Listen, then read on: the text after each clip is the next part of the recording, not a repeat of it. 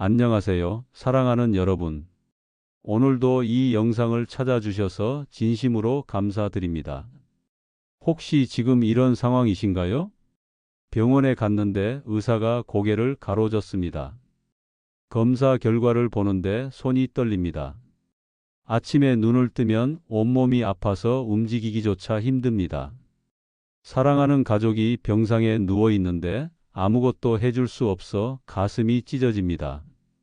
질병이라는 것은 우리 인생에서 가장 힘든 시험 중 하나입니다. 몸이 아프면 마음도 아픕니다.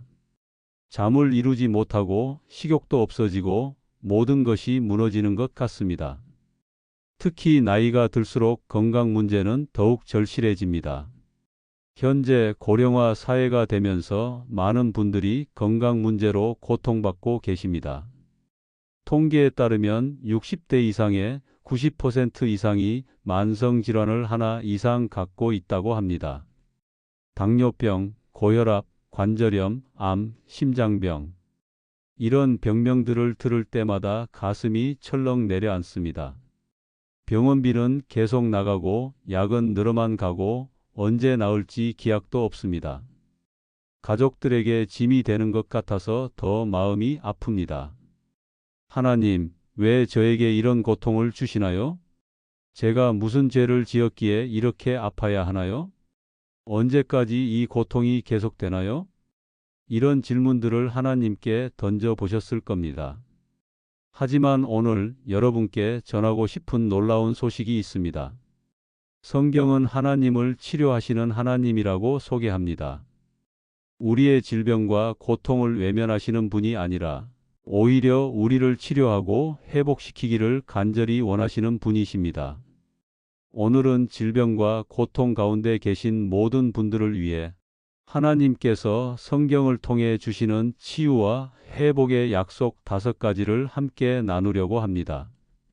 이 말씀들은 단순한 위로가 아닙니다.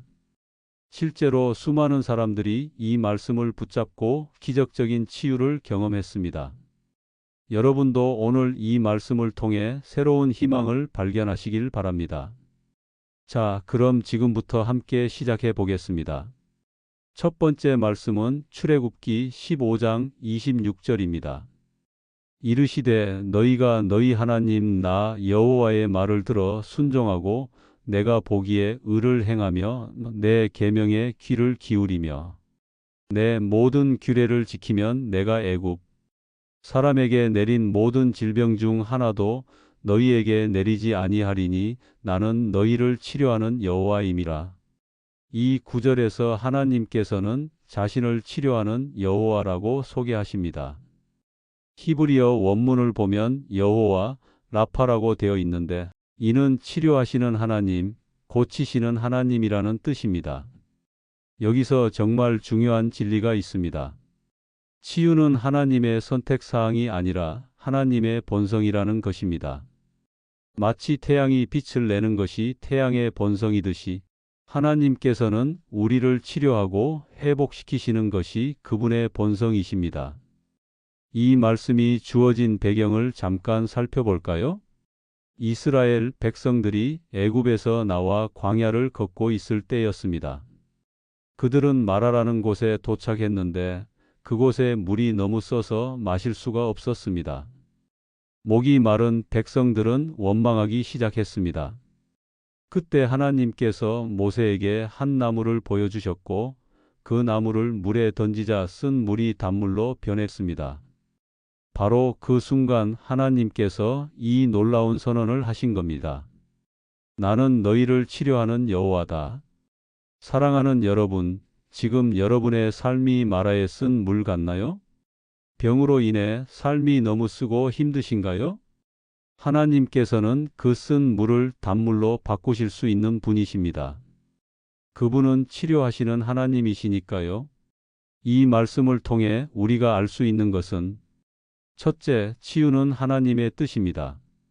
하나님은 우리가 병들고 고통받는 것을 원치 않으십니다.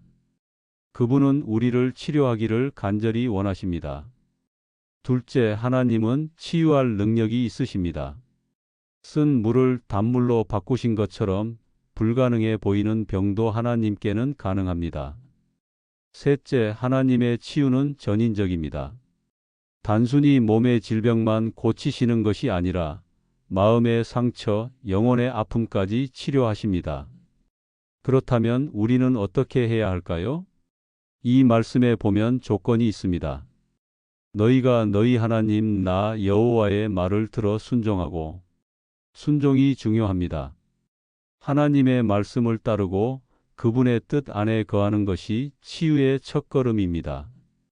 의사의 처방을 따르는 것도 중요하지만 가장 위대한 의사이신 하나님의 말씀을 따르는 것이 더 중요합니다. 오늘 이 말씀을 붙잡으세요.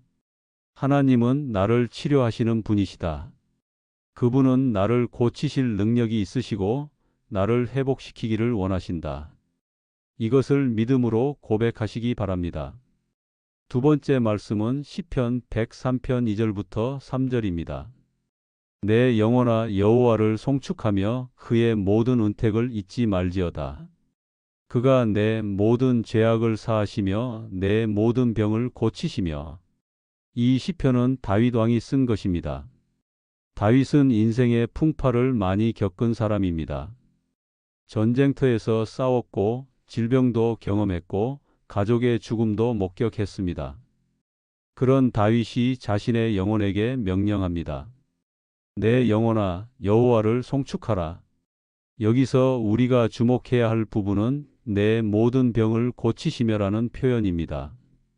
모든이라는 단어에 주목하세요. 어떤 병은 고치시고 어떤 병은 안 고치신다는 것이 아닙니다. 모든 병을 고치신다고 하셨습니다. 당뇨병도, 고혈압도, 암도, 관절염도, 심장병도. 모든 병이 하나님의 치유 능력 범위 안에 있습니다. 의학적으로 불가능하다고 선언된 병도, 의사가 손을 든 상황도 하나님께는 불가능이 없습니다. 또 하나 중요한 것은 이 구절이 죄사함과 병 고침을 함께 언급한다는 점입니다. 그가 내 모든 죄악을 사하시며 내 모든 병을 고치시며. 왜 죄사함과 병 고침을 함께 말씀하셨을까요? 성경은 죄와 질병을 연결시키지 않습니다. 병에 걸렸다고 해서 그 사람이 죄를 지었다는 의미가 아닙니다. 하지만 하나님께서는 우리의 영혼과 육체를 함께 돌보신다는 의미입니다. 영적인 문제와 육체적인 문제를 모두 해결하실 수 있는 분이 하나님이십니다. 실제로 많은 경우 우리의 병은 영적인 문제와 연결되어 있습니다.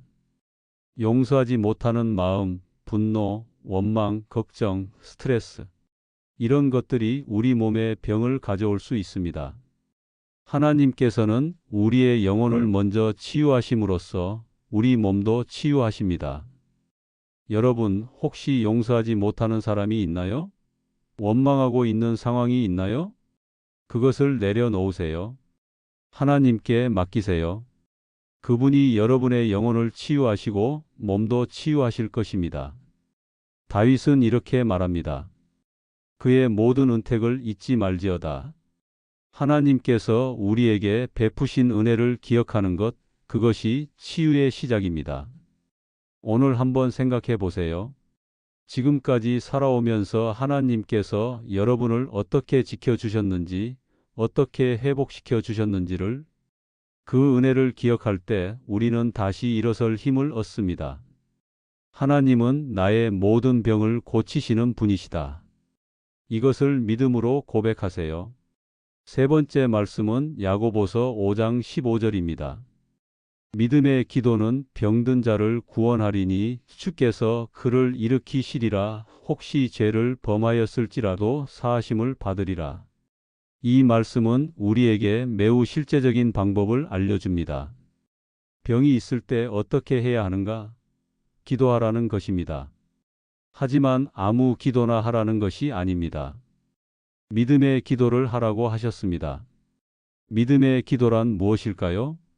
하나님께서 들으실 것을 믿고 하나님께서 응답하실 것을 믿고 하나님께서 치유하실 것을 믿는 기도입니다. 많은 사람들이 기도는 하지만 정작 응답을 기대하지 않습니다. 기도해봤자 뭐 달라지겠어? 하나님이 정말 나를 고쳐주실까? 이런 의심 가득한 기도는 믿음의 기도가 아닙니다. 야고보서 1장 6절에서 7절은 이렇게 말합니다. 오직 믿음으로 구하고 조금도 의심하지 말라. 의심하는 자는 마치 바람에 밀려 요동하는 바다 물결 같으니 이런 사람은 무엇이든지 주께 얻기를 생각하지 말라. 의심 없이 믿음으로 구할 때 하나님께서는 응답하십니다. 그렇다면 어떻게 믿음의 기도를 할 수 있을까요? 첫째, 하나님의 약속을 붙잡으세요. 오늘 우리가 나누고 있는 이 말씀들이 바로 하나님의 약속입니다. 하나님은 치료하시는 분이시고 모든 병을 고치시는 분이십니다. 이 약속을 믿고 기도하세요. 둘째, 구체적으로 기도하세요. 하나님, 저를 좀 낫게 해주세요가 아니라 하나님, 제 당뇨병을 고쳐주세요. 제 혈당 수치를 정상으로 만들어주세요. 제 췌장이 정상적으로 인슐린을 분비하게 해주세요. 라고 구체적으로 기도하세요. 셋째, 감사함으로 기도하세요. 이미 응답받은 것처럼 감사하며 기도하세요. 빌립보서 4장 6절은 말합니다.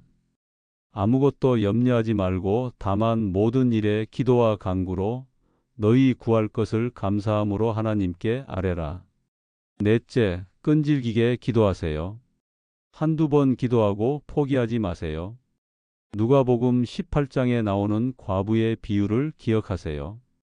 그 과부는 끈질기게 재판관을 찾아가서 마침내 원하는 것을 얻었습니다. 하나님께서는 끈질긴 기도를 기뻐하십니다. 이 말씀의 후반부를 보세요. 주께서 그를 일으키시리라. 하나님께서 직접 일으키신다고 약속하셨습니다. 병상에 누워있는 당신을, 고통 가운데 신음하는 당신을 주님께서 친히 일으키실 것입니다. 또한 혹시 죄를 범하였을지라도 사하심을 받으리라고 하셨습니다. 병과 함께 우리 마음속의 죄책감, 수치심, 두려움까지 모두 용서받고 치유받을 수 있다는 약속입니다. 오늘부터 믿음의 기도를 시작하세요. 매일 아침, 매일 저녁 하나님께 나아가 여러분의 필요를 아뢰세요. 그리고 하나님께서 들으시고 응답하시고 치유하실 것을 믿으세요. 네 번째 말씀은 예레미야 30장 17절입니다. 여호와의 말씀이니라 내가 너를 치료하여 내 상처를 낫게 하리니 이는 그들이 너를 쫓겨난 자라 부르며 말하기를 찾는 자가 없는 시온이라 하였음이라. 이 말씀의 배경은 매우 슬픕니다. 이스라엘 백성들이 바벨론의 포로로 끌려가 있을 때였습니다. 그들은 나라를 잃고 집을 잃고 자유를 잃었습니다. 주변 민족들은 그들을 비웃으며 말했습니다. 쫓겨난 자들, 아무도 찾지 않는 시온이라고. 육체적으로도 아팠지만 정신적으로, 영적으로 더 큰 상처를 받았습니다.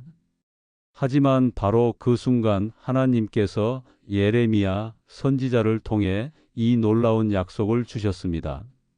내가 너를 치료하여 내 상처를 낫게 하리라. 여러분, 혹시 지금 이런 기분이신가요? 나는 쫓겨난 자 같다. 아무도 나를 찾지 않는다. 나는 쓸모없는 존재다. 병으로 인해 자존감이 낮아지고 가족에게 짐이 되는 것 같고 사회에서 밀려난 것 같은 기분이 드시나요?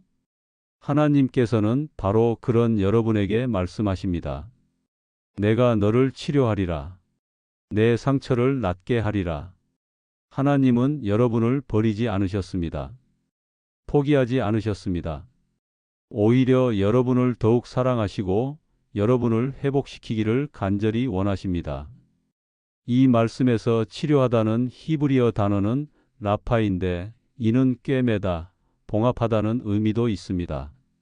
마치 찢어진 옷을 꿰매듯이 상처 난 살을 봉합하듯이 하나님께서는 우리의 모든 상처를 정성스럽게 치료하신다는 의미입니다. 육체의 상처뿐만 아니라 마음의 상처, 관계의 상처, 영적인 상처까지 모두 치료하십니다. 실제로 많은 경우 우리의 육체적 질병은 마음의 상처와 연결되어 있습니다. 과거의 트라우마, 용서하지 못한 상처, 억눌린 감정들이 우리 몸에 병을 가져올 수 있습니다. 하나님께서는 그 모든 것을 아시고 전인적으로 치료하십니다.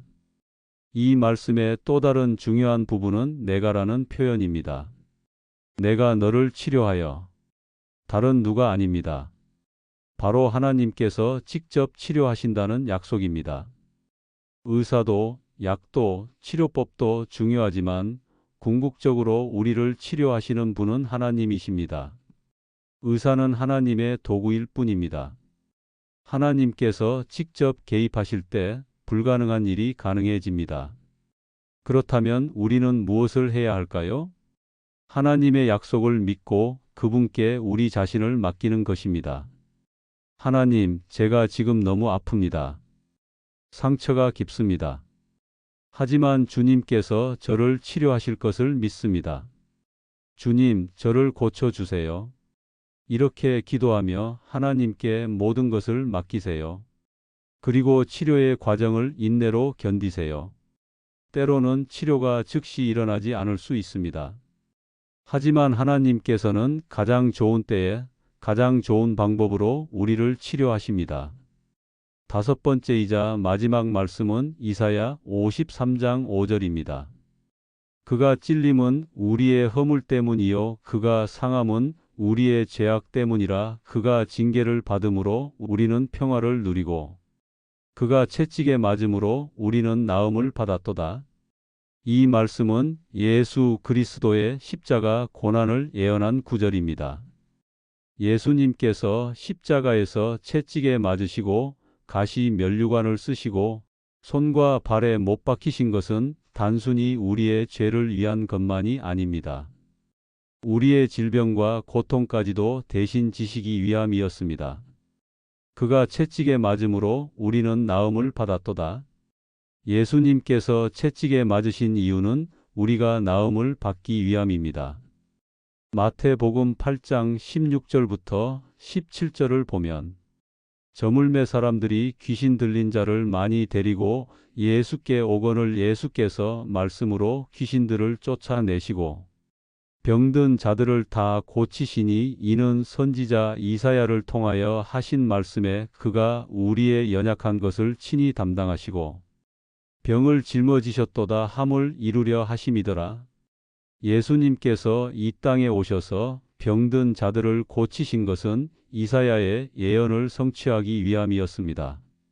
그리고 그 치유의 권능은 오늘날에도 여전히 유효합니다.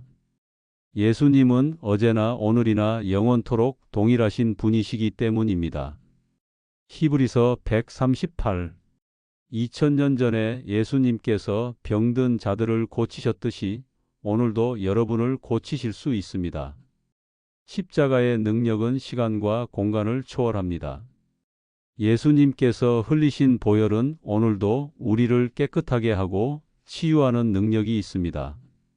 여러분, 이것을 믿으시나요? 예수님께서 이미 십자가에서 여러분의 질병을 담당하셨습니다. 여러분이 지금 겪고 있는 그 고통을 예수님께서 2000년 전에 이미 십자가에서 대신 지셨습니다. 그러므로 여러분은 이미 나음을 받은 것입니다.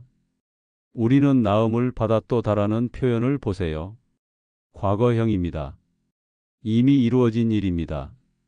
우리가 할 일은 믿음으로 그것을 받아들이는 것입니다. 예수님, 주님께서 십자가에서 저의 병을 이미 담당하셨습니다.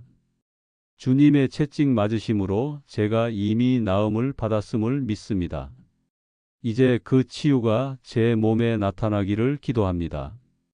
이렇게 고백하며 믿음으로 치유를 선포하세요. 때로는 즉시 나타나지 않을 수 있습니다. 하지만 포기하지 마세요. 믿음을 가지고 계속 선포하세요. 하나님의 때에 그 치유가 나타날 것입니다. 또한 이 말씀은 우리에게 감사의 이유를 줍니다. 예수님께서 우리를 위해 얼마나 큰 고통을 당하셨는지를 생각할 때 우리는 감사할 수밖에 없습니다. 그 고통의 대가로 우리가 치유를 받았으니 얼마나 감사한 일입니까?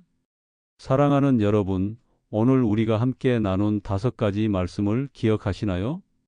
첫째, 하나님은 우리를 치료하시는 분이십니다. 출애굽기 15장 26절. 둘째, 하나님은 우리의 모든 병을 고치십니다. 시편 103장 2절 3절. 셋째, 믿음의 기도가 병든 자를 구원합니다. 야고보서 5장 15절. 넷째, 하나님께서 직접 우리를 치료하실 것입니다. 예레미야 30장 17절. 다섯째, 예수님의 십자가로 우리는 이미 나음을 받았습니다. 이사야 53장 5절. 이 말씀들을 붙잡으세요. 매일 아침 일어나서 매일 밤 잠들기 전에 이 말씀들을 읽고 묵상하세요. 소리 내어 선포하세요. 하나님은 나를 치료하시는 분이시다. 나의 모든 병을 고치신다. 내가 믿음으로 기도하면 하나님께서 나를 구원하신다. 하나님께서 직접 나를 치료하신다. 예수님의 십자가로 나는 이미 나음을 받았다. 이것을 매일 고백하고 선포할 때 여러분의 믿음이 강해지고 하나님의 치유하시는 능력이 여러분에게 임할 것입니다. 물론 이 말씀이 의학적 치료를 무시하라는 의미는 아닙니다. 의사의 치료도 받으시고 약도 드시고 필요한 모든 조치를 취하세요. 하지만 궁극적인 치유자는 하나님이심을 믿으세요. 의사와 약은 하나님께서 사용하시는 도구일 뿐입니다. 그리고 한 가지 더 말씀드리고 싶은 것이 있습니다. 때로는 하나님께서 우리가 원하는 방식으로 치유하지 않으실 수도 있습니다. 사도 바울도 육체의 가시를 위해 3번이나 기도했지만 하나님께서는 내 은혜가 내게 족하다고 말씀하셨습니다.